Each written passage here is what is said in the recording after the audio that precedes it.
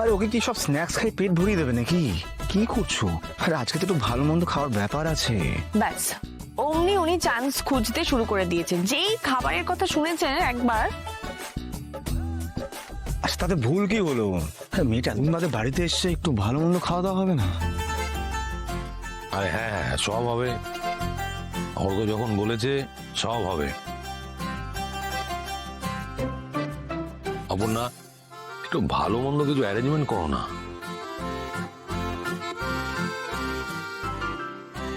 অনেকদিন তো বাড়িতে ওইসব খাওয়াও হয় না একটু।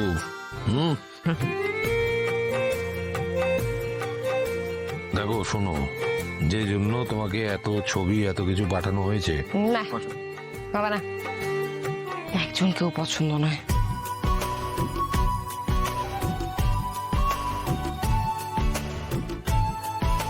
শোনো, আমার একটা বেসিক ক্রাইটেরিয়া আছে, সেটা ফুলফিল না হলে আমি বিয়ে করছি না।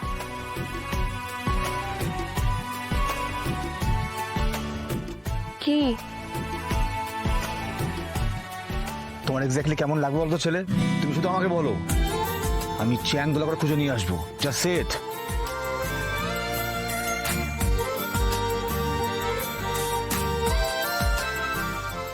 না না, আমার শুধু 20 বছরের বড় পাত্র লাগবে।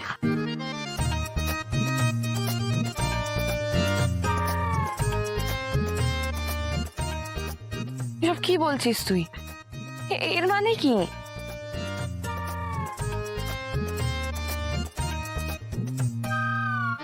মানে এই যে আমার কাছে আলটিমেট লাভ স্টোরি হলো আর্য এবং অপর্ণার।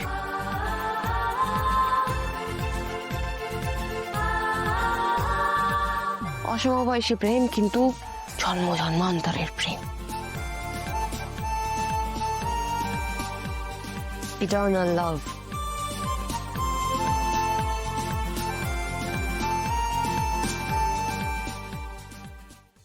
তাদের কাছে মৃত্যু হার মানে।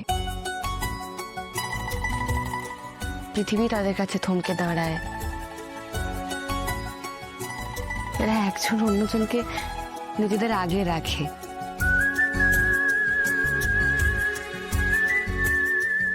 আমার কাছে ভালোবাসা মানেই হলো আর্য আর অপর্ণা, চিরকালের, চিরদিনের।